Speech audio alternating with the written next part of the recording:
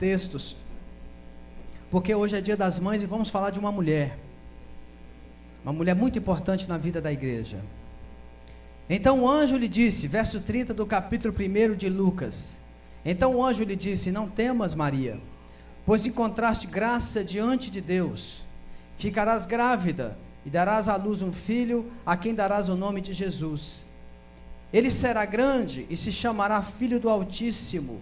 O Senhor Deus lhe dará o trono de Davi, seu pai.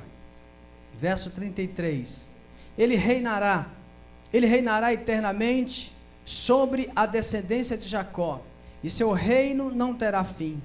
Então Maria perguntou ao anjo, como isso poderá acontecer, se não conheço na intimidade homem algum? O anjo respondeu, o Espírito Santo virá sobre ti, e o poder do Altíssimo te cobrirá com a sua sombra. Por isso, aquele que nascerá será santo, e será chamado Filho de Deus. Também Isabel, sua parente, espera um filho, sendo já idosa. Aquela que era chamada estéril, está de 6 meses. Vamos ler o verso 37 juntos? Vamos lá? Porque para Deus nada é impossível. Não é alguma coisa, mas nada é impossível. Maria então disse, aqui está a serva do Senhor, cumpra-se em mim a tua palavra. E o anjo a deixou e partiu. Dá uma puladinha aí no verso 45. Verso 45. Bem-aventurada a que creu, que se cumprirão as coisas que lhe foram faladas da parte do Senhor. Então Maria disse, a minha alma engrandece ao Senhor, e o meu espírito exulta, o meu espírito se alegra, o meu espírito se contenta em Deus, o meu Salvador, porque deu atenção à condição humilde de sua serva. A partir de agora, todas as gerações me chamarão bem-aventurada, me chamarão de feliz, porque o poderoso fez grandes coisas para mim, o seu nome é santo. Você pode dizer glória a Deus? Você pode dizer aleluia? Aleluia. Às vezes nós temos alguns receios de pregar e de falar sobre Maria. Maria, ela foi uma grande personagem bíblica. Maria foi uma mulher de extremíssima importância na vida da igreja, na vida de Cristo e na nossa vida. Assim como Abraão, assim como Sara, assim como Raabe, assim como mulheres que surgem na Bíblia, que você não sabe o nome. Mulheres que aparecem na Bíblia, mulheres que são usadas por Deus na Bíblia e elas simplesmente somem. Mulheres que surgem para lançar uma palavra e somente aquela palavra, e elas nas folhas da Bíblia você não as encontra mais. Como é o caso de uma profetisa chamada Ana. Uma mulher que ficava no templo, uma mulher que viveu pelo menos até o nascimento de Jesus. Uma mulher que foi casada somente por 7 anos, ficou viúva, e com mais de 80 anos de viuvez, essa mulher conhece Jesus bebezinho, e ali ela lança uma palavra de bênção, uma palavra profética sobre a vida de Maria, e desaparece na Bíblia. Assim como há muitos homens que Deus levanta na Bíblia, Deus levantou muitas mulheres. E o mais engraçado que a gente percebe na Bíblia é que quem escreveu os livros da Bíblia, em sua maioria, foram homens, mas eles não deixaram de escrever o que as mulheres fizeram. Eles não deixaram de registrar o que as mães passaram. Eles não deixaram de registrar o que as mães sofreram. Eles não deixaram de registrar o que essas mulheres foram de importância, tiveram de importância na história bíblica e na nossa história. Alguns desses personagens, eles são extremamente importantes para que nós possamos olhar para a vida deles e aprender com a vida deles. Personagens que nós lemos a história deles e somos desafiados e somos confrontados por eles para mudar a nossa vida, para deixar com que Deus olhe para nós e nos confronte, para que nós possamos avaliar de que maneira estamos conduzindo a nossa vida, de que maneira estamos conduzindo a nossa família, de que maneira estamos conduzindo os nossos sonhos, os nossos projetos, de que maneira nós imaginamos o amanhã, de que maneira nós queremos formar uma vida futura. Personagens que eles surgem para que possam fazer diferença na nossa vida. E Maria é uma dessas mulheres, é uma desses personagens. Maria, quando foi chamada, ela era muito jovem, era nova demais. Mas ela não foge, ela não se esconde diante do desafio. Maria, ela não recua diante do chamado que Deus tem para ela, que é um chamado difícil, penoso. Já parou para pensar na vida dessa mulher? Já parou para imaginar uma menina jovem? Eu não sei a idade que ela estava aqui, não sei quantos anos ela tinha, não sei se o pastor Luiz, pastor Ari sabe mais ou menos a idade dela, mas devia ser em torno de 19, 20 anos, por aí, mais ou menos, muito nova, muito nova. Mas você já parou para pensar como que ficou a vida dessa mulher, a cabeça dessa menina e depois uma mulher? Ela vendo a trajetória de Jesus, em alguns momentos na Bíblia percebe-se uma certa no coração dela, uma certa, até, não vou dizer falta de fé, mas uma preocupação. Será que é isso mesmo?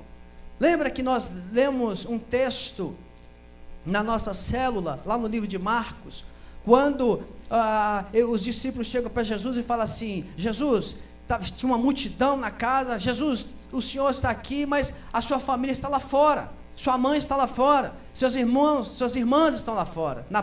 Na célula nós falamos desse texto, e Jesus fala assim: a minha mãe e os meus irmãos são aqueles que fazem a vontade de meu Pai. Será que naquele momento ela não titubeou? Será que naquele momento ela não ficou angustiada? Uma mãe, porque irmãos, nós homens não sabemos, não temos condições de expressar o sentimento de uma mãe. Nós homens não conseguimos expressar em palavras qual o sentimento de ser mãe, qual é a sensação, a experiência de ser mãe. Às vezes nós somos tão cabeçudos que nem sabemos direito falar a experiência de ser pai.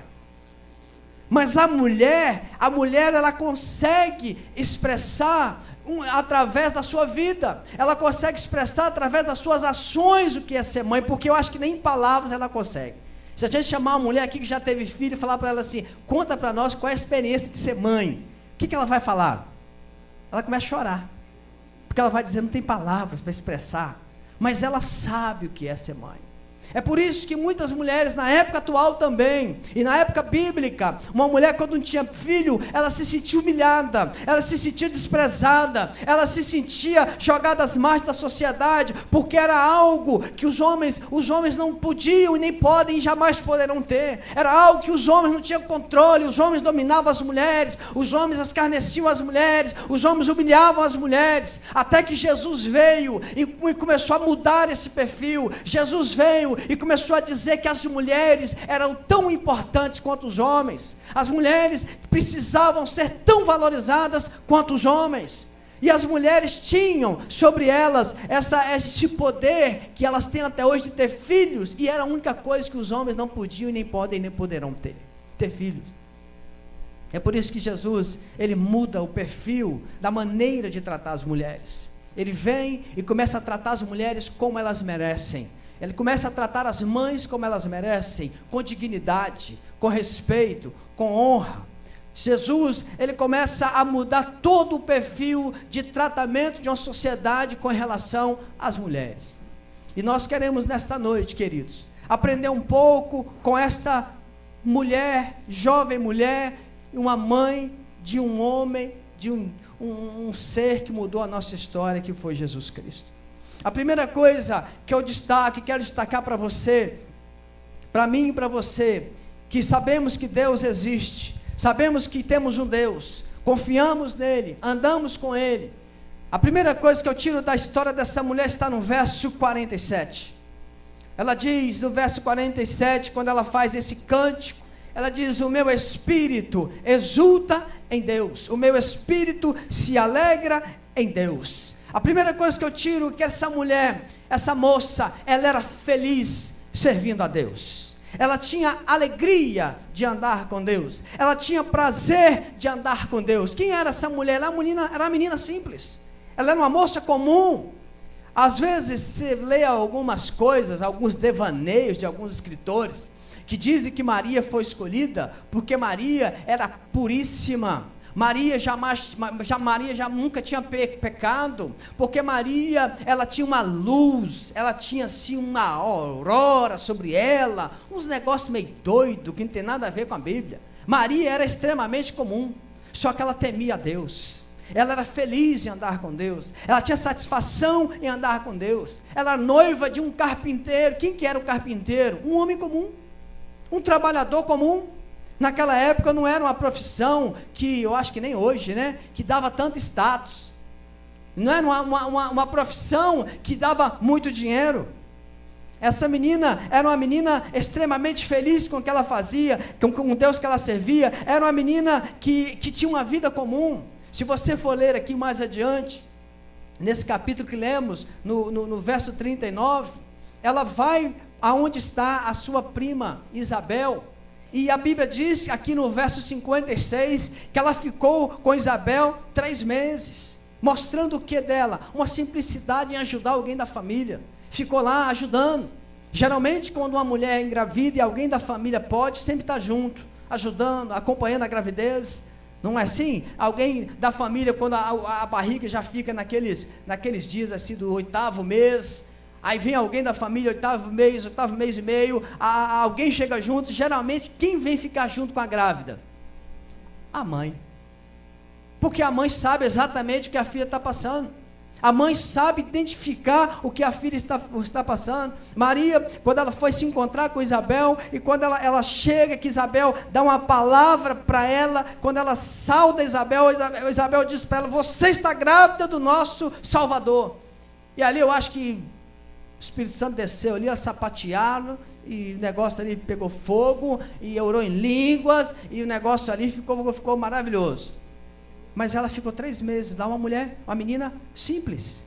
A palavra do Senhor diz que Deus dá graça ao humilde, a pessoa simples, a pessoa que vive uma vida simples, a pessoa que conduz a sua vida de maneira simples, a pessoa que leva a sua vida com alegria de andar com Deus, a despeito das coisas, a despeito do que está acontecendo. Ela tinha a alegria de andar com o Senhor, ela tinha um prazer de andar com o Senhor, e isso ela levava a sua vida com muita simplicidade. Você tem ficado feliz em andar com Deus? A alegria de andar com o Senhor tem sido presente na sua vida? Ou andar com o Senhor para você não tem te trago nenhuma alegria? Maria, irmãos, ela tinha tanta simplicidade, ela era uma menina tão simples, que ela não pensou nos riscos que ela estava correndo ao aceitar esse desafio. Ela não pensou, ou ela não parou para fazer uma avaliação, quais são os riscos que eu corro ao aceitar essa missão que o anjo está falando para mim. E o anjo chegou para ela e disse o que para ela? Olha, bem-aventurada, porque você encontrou graça diante de Deus, ficarás grávida e dará à luz um filho, a quem darás o nome de Jesus. Ela simplesmente continuou o diálogo com o anjo, como se dissesse assim: bom, dizer não vou dizer, é o meu Senhor. E ela vai conversando, ela vai dizendo uma simplicidade. Eu vejo aqui uma naturalidade de uma vida com Deus, que nós precisamos, irmãos, aprender demais. Viver Deus com naturalidade, viver Deus com normalidade, viver Deus com simplicidade do dia, com simplicidade da vida. Às vezes nós complicamos muito as coisas com Deus. Essa menina, ela era muito simples no seu proceder. É por isso que Paulo, escrevendo aos Coríntios, no 1º capítulo, no verso 12, ele diz assim: nós temos vivido no mundo, principalmente em relação a vós, em santidade e sinceridade. Só que essa palavra sinceridade no original quer dizer simplicidade. Então Paulo está dizendo: nós estamos vivendo no mundo em relação a vocês em santidade e simplicidade, normalidade, vivendo a vida como se a nossa vida estivesse dia a dia, Deus provendo, e você vendo a provisão de Deus e sendo satisfeito, contente, alegre com aquilo que Deus está fazendo. Essa menina, ela era extremamente, muito simples, muito humilde. E humildade não quer dizer pobreza, não quer dizer você andar com roupa rasgada, andar com sapato furado. Não é isso que a Bíblia diz. É você ser simples, ser contente com o que você tem. A segunda coisa que eu percebo nessa menina, que é muito forte, ela, na sua simplicidade, ela na sua vontade de agradar a Deus, ela queria muito, ela desejava muito fazer a vontade de Deus a qualquer preço. Verso 38, ela diz assim: se cumpra na minha vida, se cumpra na sua serva a tua palavra. Maria, ela não pensou, mas ela queria fazer a vontade de Deus, mas ela corria sérios riscos. O primeiro risco que ela corria era ser rejeitada pelo seu noivo. Ela era noiva. E como que ela ia explicar para o José que ela estava grávida? Como que ela ia dizer para ele: olha, eu estou grávida. Quem é que está noivo aqui? Levanta a mão. Deixa eu ver se eu me lembro. Uma mãozinha ali. Quem mais está noivo? Cadê? Aqui. É aqui. Achei vocês dois, você estava procurando. Quem mais está noivo aí? Quem está namorando e vai ficar noivo esse ano?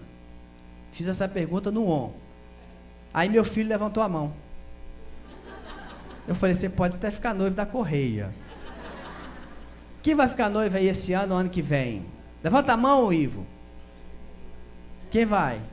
Ali. Outra ali, o Danilo. Então, Danilo, a Cacá chega para você e fala assim: Danilo, tem que te falar uma coisa. Estou grávida.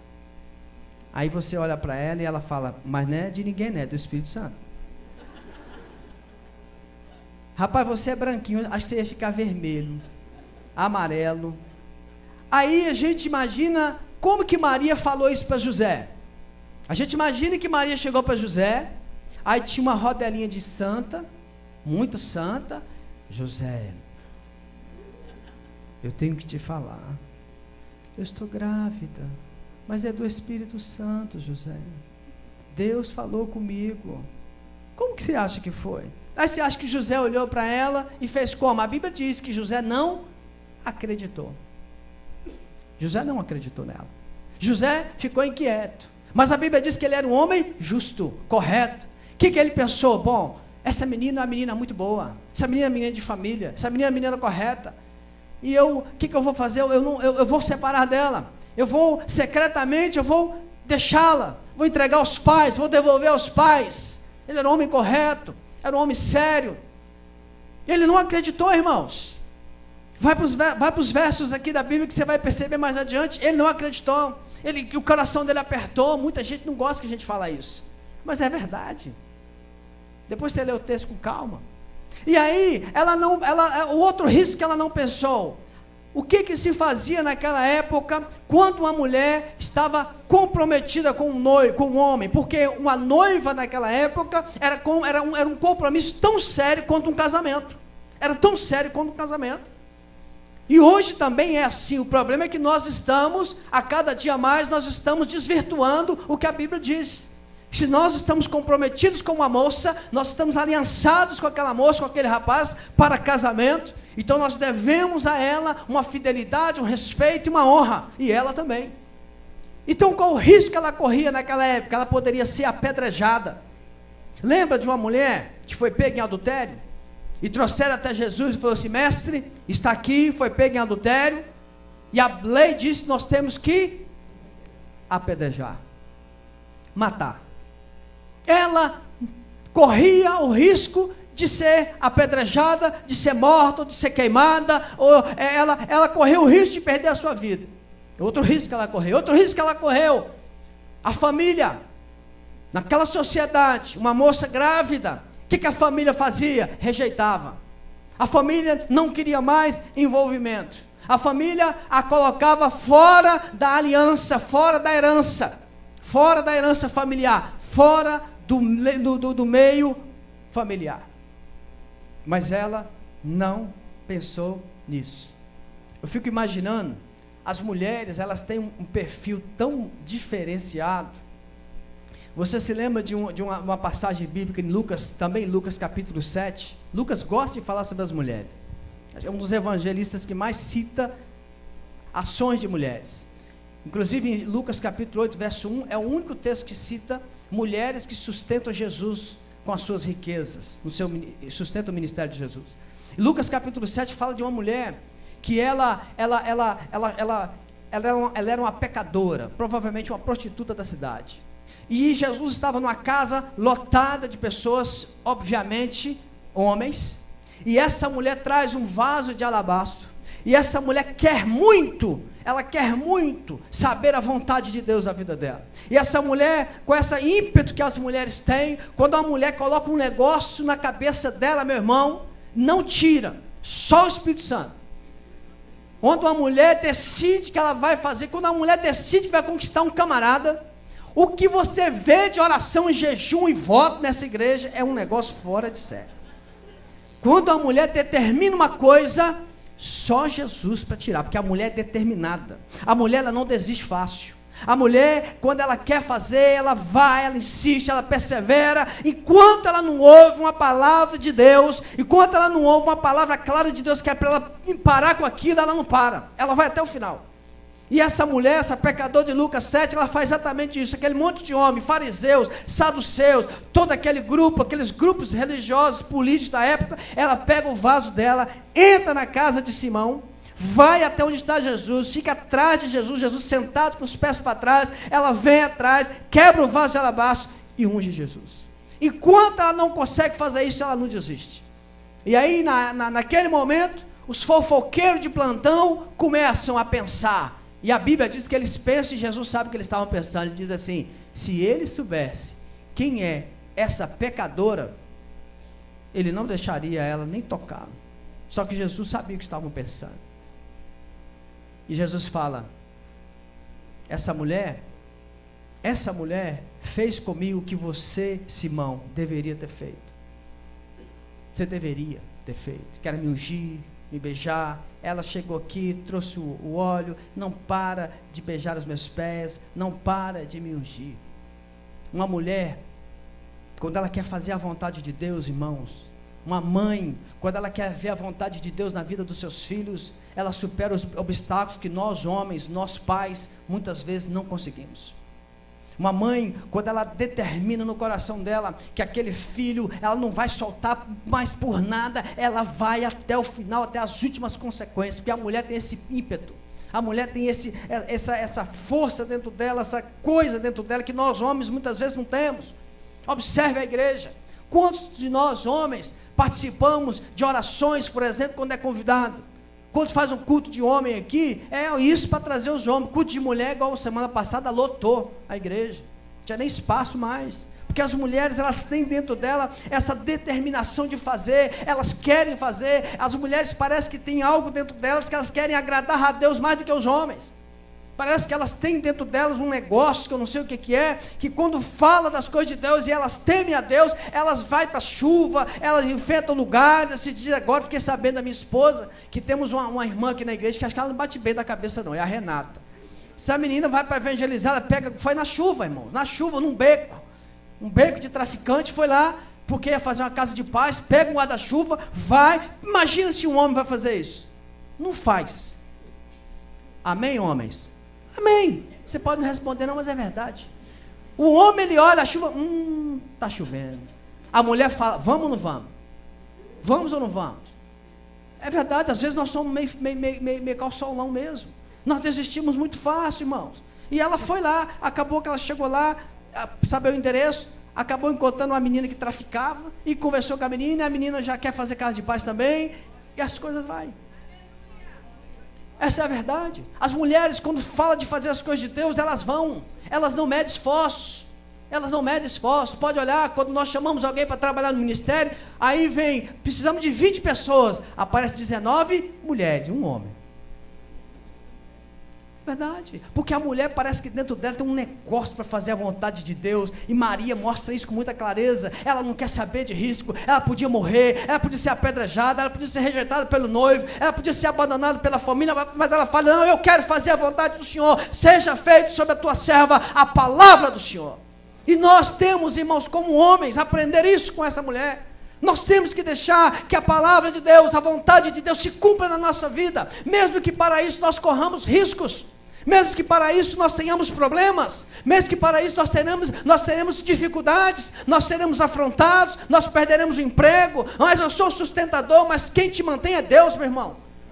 Mulher não tem medo no seu trabalho de falar das coisas de Deus. O homem, ele fica assim, calma, deixa eu esperar uma oportunidade.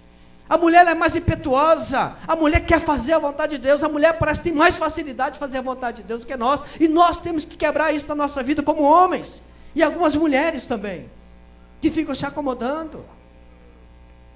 Eu me lembro, irmãos, que quando nós tivemos o nosso primeiro filho, nós enfrentávamos para pegar ônibus, lá em São Diogo, cerca de uns 800 metros mais ou menos, até a pista, e na época não tinha tanto ônibus como tinha hoje, e eu ficava admirado com a minha esposa, bebê pequenininho, Leléu novinho, ela não tinha esse negócio com ela.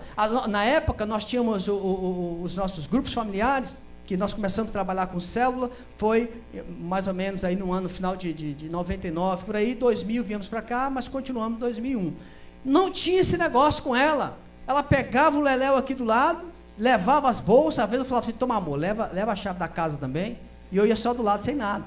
Que já viu, observou isso? A mulher leva o bebê aqui, leva a bolsa aqui, e o maridão está do lado. Nós não aguentamos levar uma criança de um lado e a bolsa do outro, a gente arreia. A mulher encaixa ali, leva, vai tranquilo, e nós andava aquilo tudo no sol, na escola dominical, à noite em vigília. Ela era mais motivada do que eu, e eu já era presbítero, tinha que estar aqui, né? Tinha jeito, mas não descansava, irmãos. A mulher, quando ela quer fazer a vontade de Deus, nós temos que aprender com elas. Temos que aprender com essa mulher aqui. Não meça esforço, independente dos riscos, você tem que fazer, porque quando você faz a vontade de Deus, quando você pula os obstáculos e deixa a vontade de Deus acontecer na sua vida, você é um homem, uma mulher cada vez mais feliz, porque a felicidade de um homem é fazer a vontade de Deus. A felicidade de uma pessoa é ela saber que ela está fazendo a vontade de Deus. Terceira coisa que eu aprendo com essa mulher, é que essa mulher, apesar dela estar ainda nova, apesar dela ainda estar começando a sua vida, ela reconhece com muita clareza a soberania de Deus na vida dela. Ela reconhece que Deus é soberano na vida dela. Primeira coisa que ela deixa isso claro é quando o anjo conta que ela foi escolhida, quando o anjo conta que para ela que Deus a escolheu. A não ser José, ela não conta para mais ninguém. A não ser para José, ela fica caladinha. Quando ela encontra com Isabel tem uma revelação, mas não que ela contou, ela tem uma revelação da parte de Deus, que fala para ela que ela está grávida do Salvador, porque o bebê que estava na barriga dela, que era João Batista, ele se mexe no ventre, mas Maria não conta, ela fica calada. Segunda coisa, no capítulo 2, os pastores vêm, depois que Jesus nasce, os pastores vêm e falam para ela várias coisas, diz para ela que ele seria o Salvador, diz para ela que ele é o Filho de Deus, e começa a falar várias coisas para ela, várias informações para ela. Uma multidão de anjos aparece para esses pastores. Primeiro vem um anjo, depois vem uma multidão, a Bíblia chama de exército celestial, verso 13, chega para ele e começa a falar para ele vai ser o libertador, ele vai ser o Messias, e ele vai ser o Salvador, fala várias coisas, mas o que ela faz? A Bíblia diz que ela guarda tudo no coração. A mulher tem isso, a mulher tem uma prudência que nós homens não temos. O problema é quando ela não é prudente, aí ela é pior do que 10 homens. Mas a mulher, ela tem dentro dela, Deus colocou dentro da mulher essa capacidade de guardar certas coisas no coração. E Maria, pelo menos 2 vezes aparece essa expressão sobre a vida dela. E Maria, sua mãe, guardava todas essas coisas no coração. Você encontra isso aí no verso 19 do capítulo 2 e no verso 51. E Maria guardava no coração. A terceira coisa que a gente vê que ela reconhecia a soberania de Deus na vida dela. Ela sabia que Deus estava no controle, ela tinha essa convicção. Quando ela vai no templo apresentar Jesus, vem um homem de Deus chamado Simeão.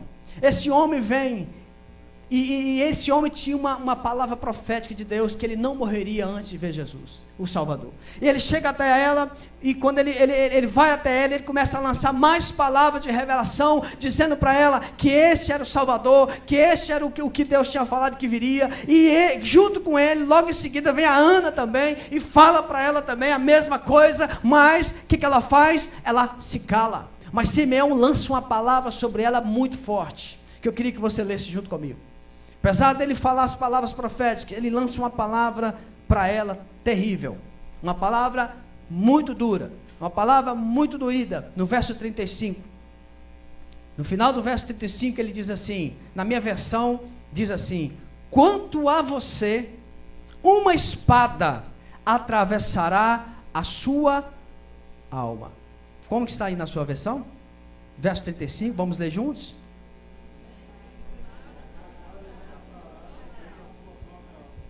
Uma espada atravessará a sua própria alma.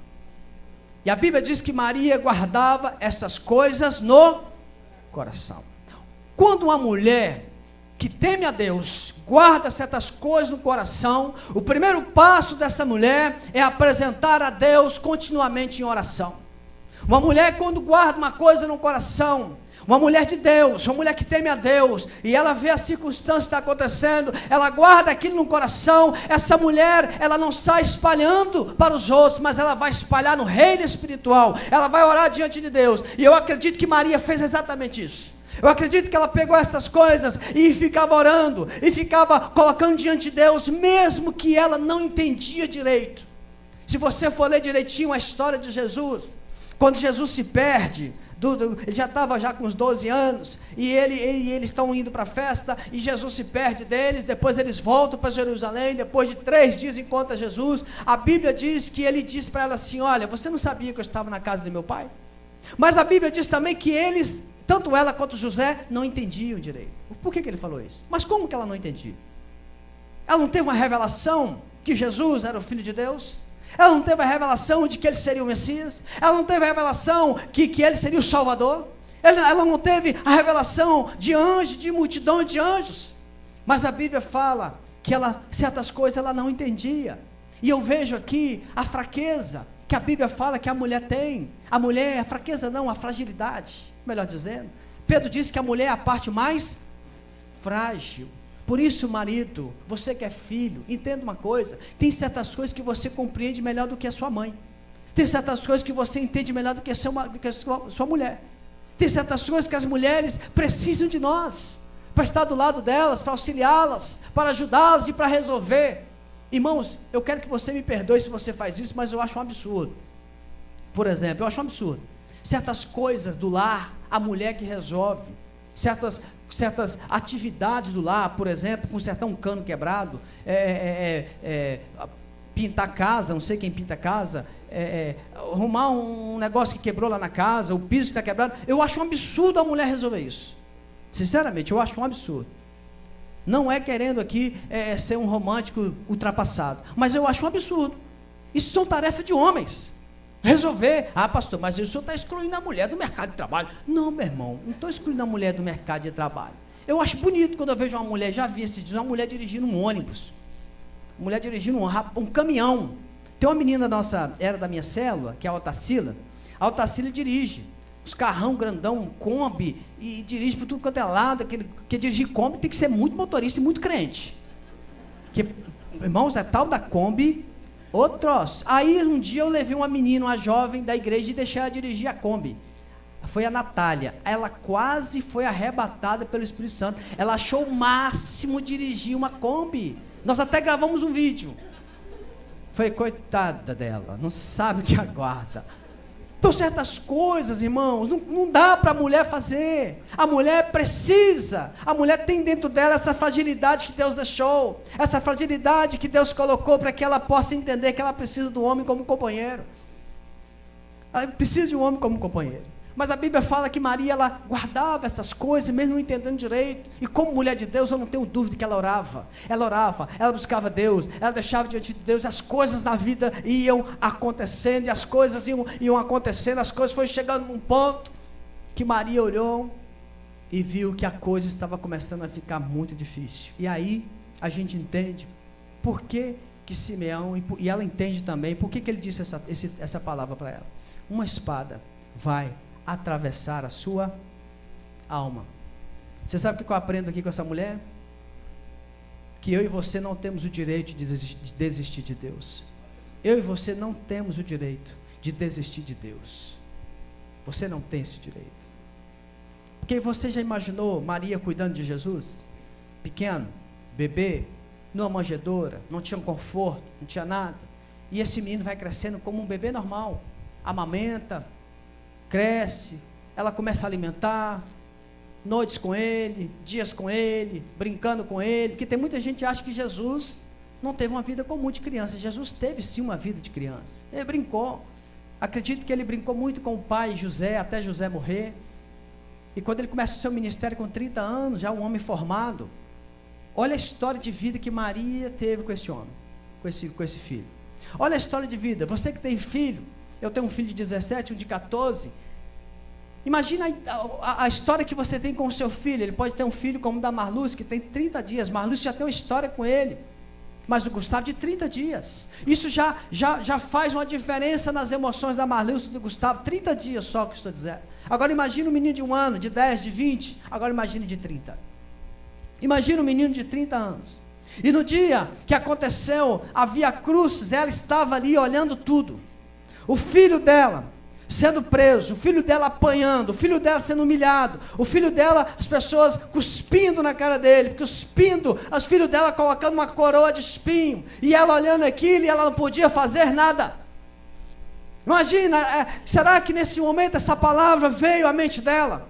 Ela lembrou de Simeão, aquele homem de Deus, me deu uma palavra dizendo que se na minha alma entraria uma espada, na minha alma entraria uma espada, atravessaria uma espada, mas ela ainda não sabia que essa espada ainda não tinha penetrado completamente, porque havia ainda uma última etapa que seria a crucificação. A crucificação veio e a mãe não podia fazer nada em favor do seu filho. E aí, outra coisa que a gente aprende com essa mulher, como que as mulheres são fortes. Porque se você for ler os textos sagrados, você percebe que todos os discípulos, exceto João, todos fugiram. Todos os homens fugiram, exceto João que ficou ali. Mas as mulheres não fugiram, nem a mãe. Você já parou para imaginar esse texto? Como é que uma mãe olha um filho sendo crucificado? Como é que a mãe olha o filho com a mão aberta, eles cravando um prego, e o filho agonizante, o sangue descendo, todo machucado, depois de ter levado tantas chibatadas? Você imagina o coração daquela mãe? Maria era uma pessoa comum como eu e você, sem dúvida nenhuma que ela chorou muito, sem dúvida nenhuma que quando Jesus foi levado à cruz, quando Jesus estava crucificado, e quando Jesus deu o seu último suspiro de vida, ali ela entendeu que a espada entrou na alma dela, uma espada invisível, uma espada que não estava à mostra, mas só uma mãe sabe o que é ver um filho morto. Só uma mãe sabe, só um pai sabe o que é ver um filho morto, aquela espada que entra na sua alma. Uma dor, irmãos, que não tem comparação. Não tem comparação.